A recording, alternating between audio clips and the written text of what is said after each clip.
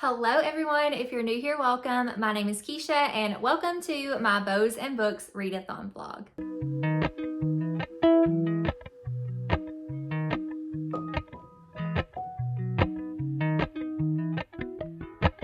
I'm settling in for a cozy weekend of reading. I have 2 books on my TBR for this readathon, but first let me tell you a little bit about it. So earlier, probably like last month, my friend Summer reached out to me. She is from the channel Seasons Reading. She is the brainchild and host of this readathon. She asked me if I would like to be one of the co-hosts for the readathon.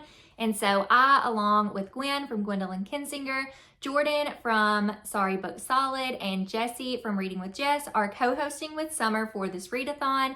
This is a coquette, girly themed readathon, which I absolutely love because I am in my bow era. I don't know why I did that, but I'm in my bow era and I love my bow. And I decided to dress kind of like more feminine today. Not that I typically don't dress feminine, but like just floral and all the girly things. And I picked out a couple of books I want to read for the readathon. The reading prompts are kind of themed around pink and ribbons and bows and female authors and all the fun things. So I've picked these 2 books out. The first one is Heartless Prince by Lee Dragoon, and it says written by Lee Dragoon, and the story and illustrations are by Angela DeVito. Don't know too much about this one. I think there's an evil witch, an orphaned princess, and a power-hungry witch, and a prince. And the prince's heart, I think, is stolen or something like that. I don't know. I'll kind of let y'all know as I read it. But on the back here, I guess that's the witch. I don't know if you can see that. Let's see. That's the witch.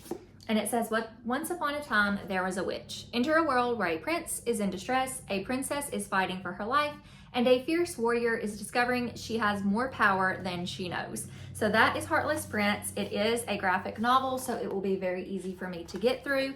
And then I have the star of the show, hopefully, which is Picking Daisies on Sundays.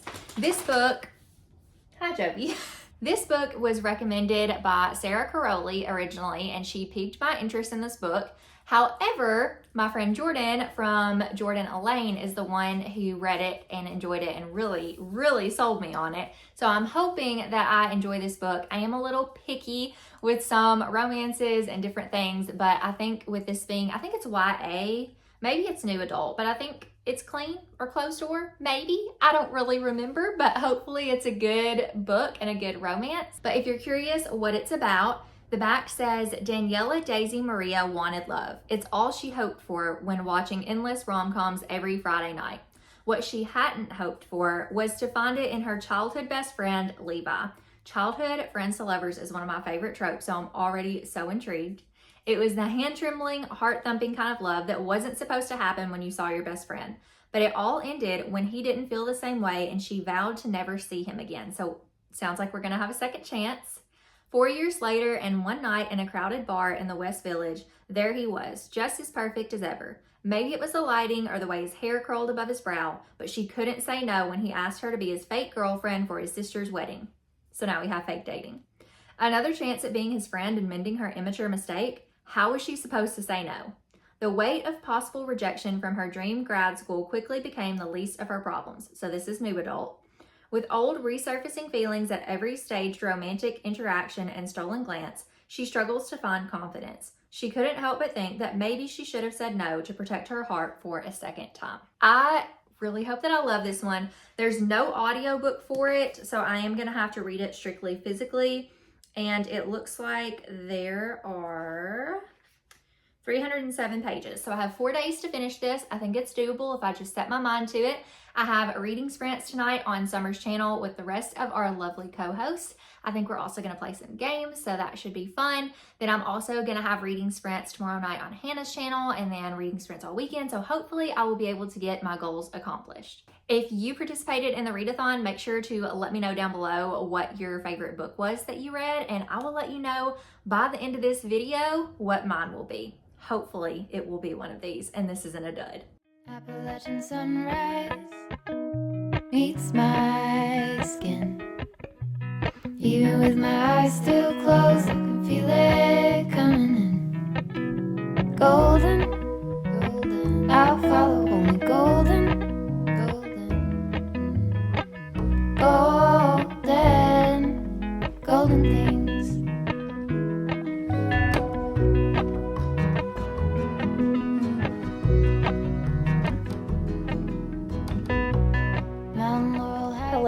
I'm here with an update. I have gotten 37 pages into Picking Daisies on Sundays, and I really liked the prologue where you kind of hear a little bit about the characters. What are their names? Daisy and Levi. And I like the setup that they were, like, they met their freshman year in high school. Me and my husband also met our freshman year in high school. The descriptors of the main guy remind me of my husband. The main guy's mom's name is Trish. That's what my husband's mom goes by. And so I loved that part of it. Then we started chapter 1.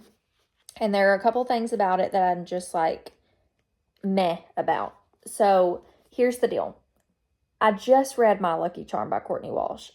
This same thing happened to me when I read My Phony Valentine, and then I read The Cheat Sheet by Sarah Adams, and I DNF'd it. So I just read My Lucky Charm by Courtney Walsh, gave it 5 stars, and now I don't want to DNF this, but I also am really coming to understand my taste in romance the more that I read, and I think I'm just really, really picky. So this is completely a me thing. It's not a book thing. It's not a person thing. Like, it's just, I think that I'm the type of person that I like to read romances about characters or situations I could see myself in to some extent, maybe not every aspect of it, but there are just certain things that, like, I've never done in my life, I would never be involved in my life, things that I just don't prefer, and I want to read a romance that I can like, that is fluffy and fun, and that is something I could see happening, or maybe not. Maybe it's super cheesy, and maybe it's like not super realistic, but it's like a hopeful dream type romance.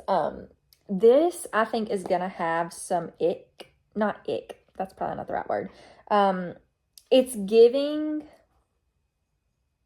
a little bit of Love in Other Words, which I don't hate. I didn't hate that book. I gave it 4 or 5 stars. I think I gave it 4 stars when I read it. Maybe 5 stars, but I lowered it to like a 3 or 4 this upon reread, which, if you don't already know this about me, I do not reread books, because when I reread books, which I still do, I still have some I'm going to reread, but typically when I reread a favorite book, it's not a favorite book anymore, so it terrifies me to reread. But my initial thoughts of this are just that I'm just not sure if I want to continue, because it's not going to be Courtney Walsh for me. And my issue is that I just think that I want to make sure that I'm reading clean romances from here on out. Unless it's like in a fantasy book, I can maybe handle that a little bit better because it is fantasy. It's not real life. And so I look at that, my brain looks at that a little different. I still don't want like smutty scenes, but I can graze over them a little bit more. So I don't know yet about this one. Please take this as this being a me thing, because I think generally speaking, people like this book, but I just don't know how I feel about it yet. So what I'm going to do is switch over to Heartless Prince, which I also may not like, but it's a graphic novel, and I'm hoping I can finish it within the next like 30 minutes. So yeah, that's kind of where we're at. I will let y'all know how I enjoy Heartless Prince, and I'll report back. For miles in spring, rainbow trout and a hummingbird wing, golden, I'll follow only golden.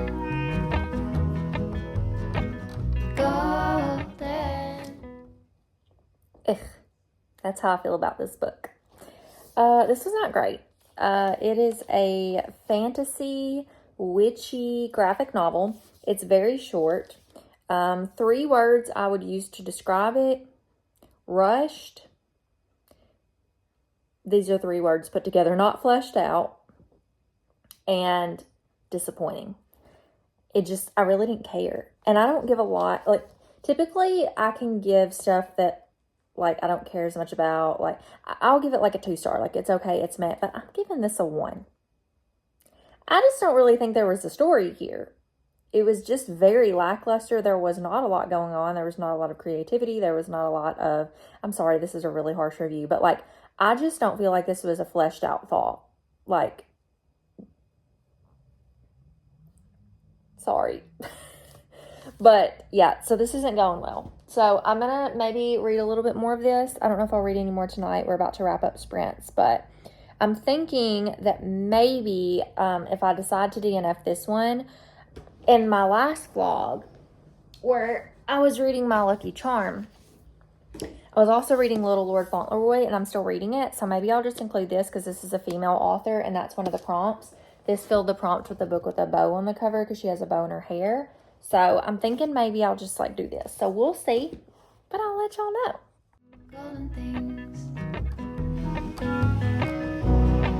gold hair,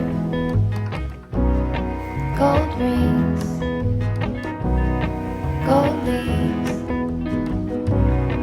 gold anything, golden. I'll follow only golden, golden, golden things.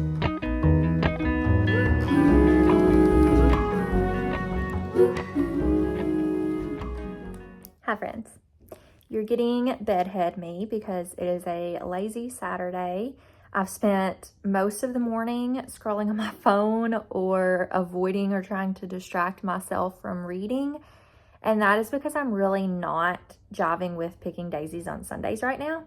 And I hate that because Jordan from Jordan Elaine or Bookish Gem, whichever you know her from, she really liked this book. She gave it 4 stars. And so I just don't feel like I'm in the mood for it, especially not after just finishing and loving My Lucky Charm by Courtney Walsh. I think I almost need to switch up genres after each book that I read, which I feel like a lot of people do that.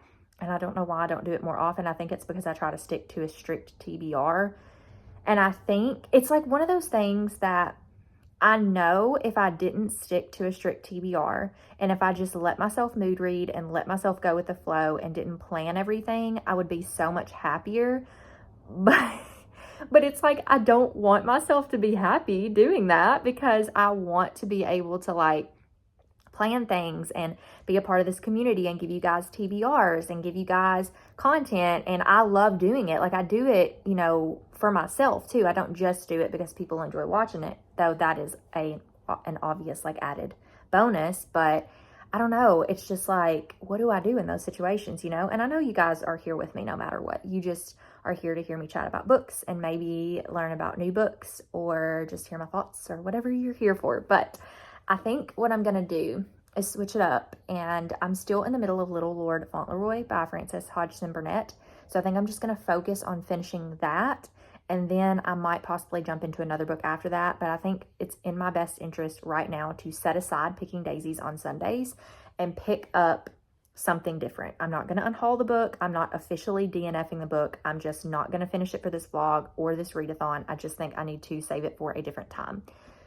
That being said, I'm also wondering if I am veering away from liking friends to lovers and like second chance romance at this point, because I have loved it in the past and I love those stories, and I would love that like let's say in a different world.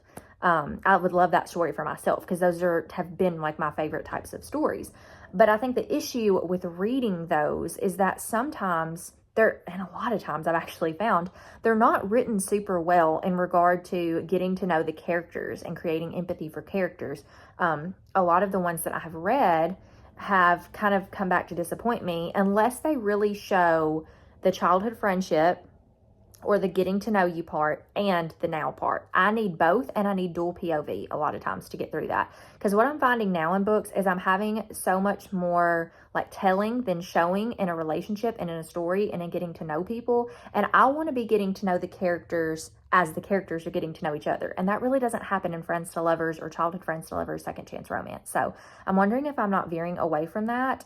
My reading taste is changing steadily year by year. So you really never know what you're going to get from me, but I hope that you're enjoying this ride, or maybe you're frustrated with the ride like I am. And I apologize if it's frustrating for you. If you're like, I want to follow this girl, but I don't know if we have the same reading taste because I don't even think she knows what it is. And you would be absolutely right, because I don't really know. It changes day to day. But I hope that you find some joy in books and all the things here. So I'm going to continue reading Little Lord Fauntleroy, and once I have read some of that, gotten myself ready for the day and all that stuff, it is afternoon. I should be ready for the day, but sometimes you just need a slow down Saturday. So that's what we're having. But anyways, thanks for being along for the ride.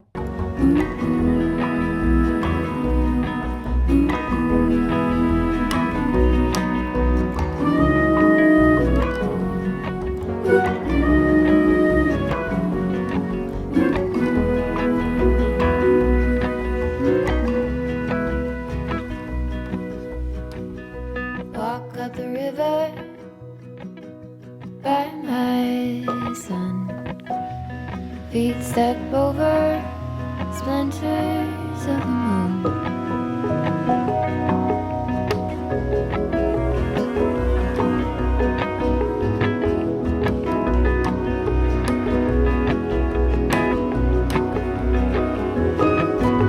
Golden, I follow only golden, golden, golden things. Gold birds, gold string, gold words, gold anything, golden. I follow only golden, golden, golden things, golden. I follow only golden, golden, golden things.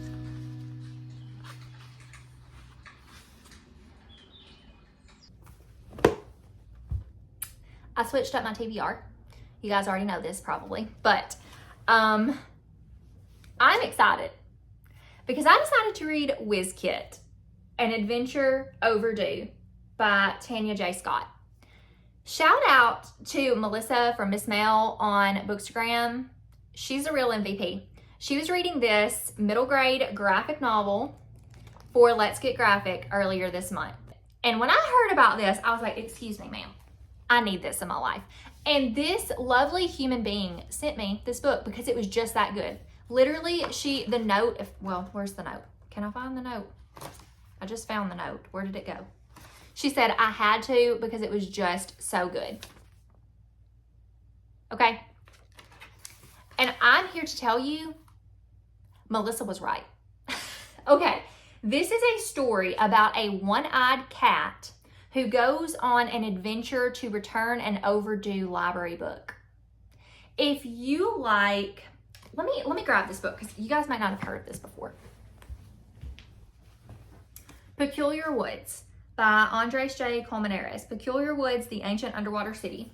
If you have not picked this up, this is a must, especially if you grew up with The Brave Little Toaster, okay? If you like stories like The Brave Little Toaster, like Peculiar Woods, if you love Olaf from Frozen, book is basically Olaf, okay?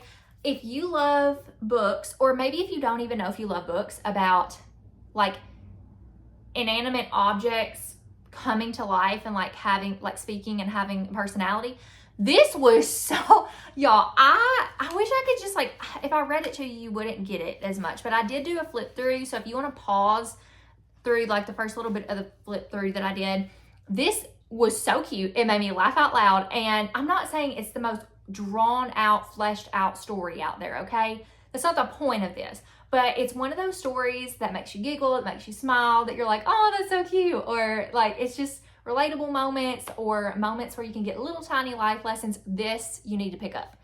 Either one of these. I've read this one a year ago maybe, or did I read it? Yeah, I think it was last year. But you need to pick up Whiz Kit, and I hope that there are going to be more Whiz Kit adventures because I need them in my life. So this was a 5-star. This is great. I'm so glad that I switched up my TBR. I also am reading, here's the dust jacket for it. I'm also reading Little Lord Fauntleroy, which I've decided to count for this readathon. So what I did was I changed my prompts. So I did do what did I read? The book with the bow on the cover. I read Heartless Prince, which was a 1-star. Ew.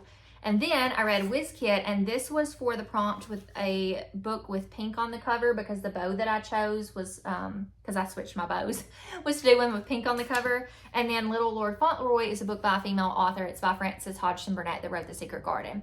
So I'm still reading this, and as soon as I finish that, I was hoping I would come back with like just an end-all be-all update, but I still have a little less than halfway through this book to get through. It's probably going to be a 4-star. That is my prediction. But I want to read all of this woman's books because I love the way she writes and the way that her audiobooks are narrated. There are a couple of different narrations, but there are certain ones that I just really, really love. So definitely going to finish this up tonight. I have reading sprints with all the ladies that are co-hosting and hosting the readathon on Summer's channel tonight to wrap it up. I kind of want to finish this before then, but I don't think I will, so I'll finish it at the beginning of the readathon. This is not readathon related, but I am also going to start Murder on the Orient Express by Agatha Christie should I finish Little Lord Fauntleroy tonight. You won't really hear my thoughts about this, but I'm just letting you know what's going on. So that is how we're gonna wrap this up. The next time you see me, I should be wrapping up my thoughts on Little Lord Fauntleroy. So I will see you guys in a bit. Okay, I finished Little Lord Fauntleroy.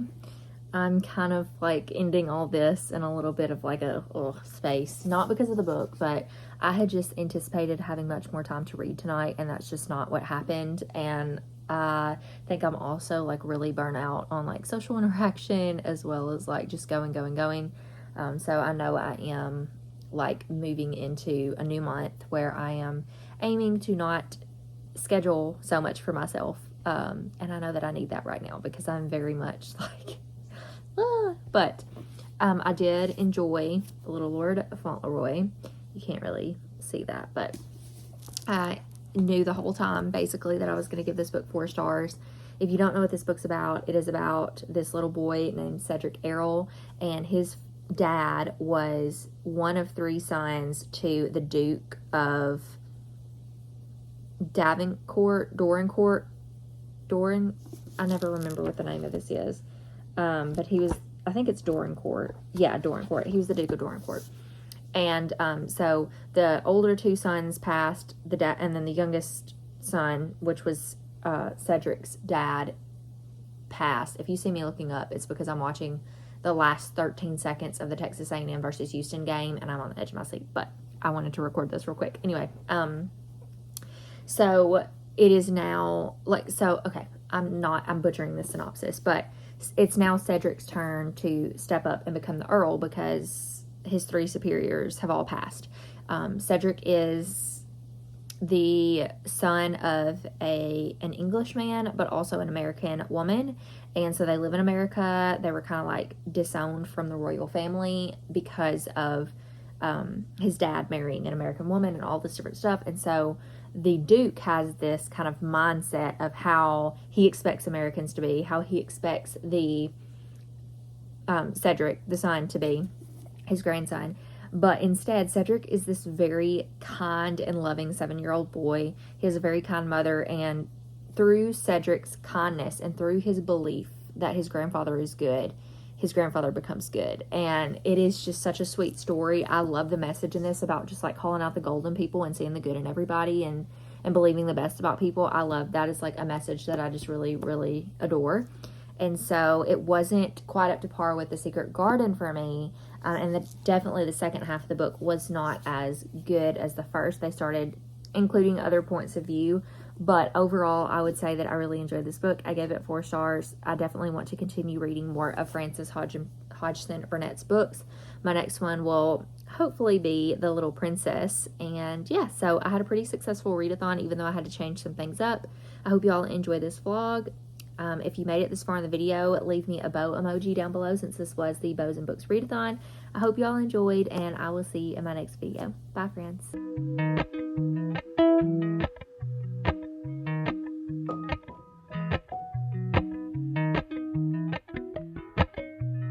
Appalachian sunrise meets my